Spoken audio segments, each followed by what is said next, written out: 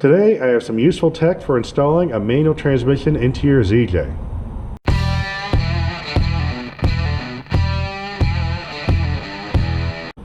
Above me I have my personal daily driver. It's a 96 ZJ.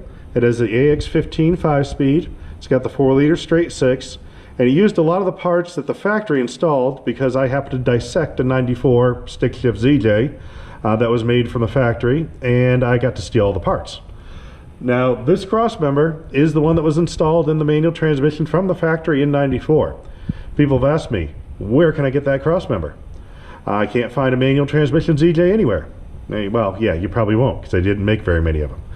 Though that's not really a problem because this is the Crossmember from a automatic transmission. This one's out of my V8 94, and it's exactly the same. Now the way they mount the transmission is there you have a 2-bolt mount and then a rubber mount with a transmission adapter. The automatic uses the exact same 2-bolt mount, and they just used a different rubber mount that goes to the automatic transmission. I have one right here. It goes like that, but that doesn't matter. This one with the plate extends to the rubber mount.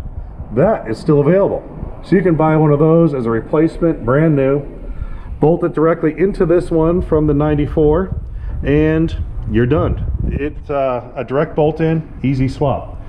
These came in the 93s to 95s. Later models have a 4-bolt mount, which I have over here. There's the 4-bolt mount. It still has the clearance holes from the original 2-bolt mount style, so theoretically you could drill holes in, but you still will need that adapter. So your easiest thing to do is just get an earlier model Jeep, take the whole Crossmember, make sure you get this adapter with it, buy a new mount for a manual transmission, you're done. It's just that easy and fun.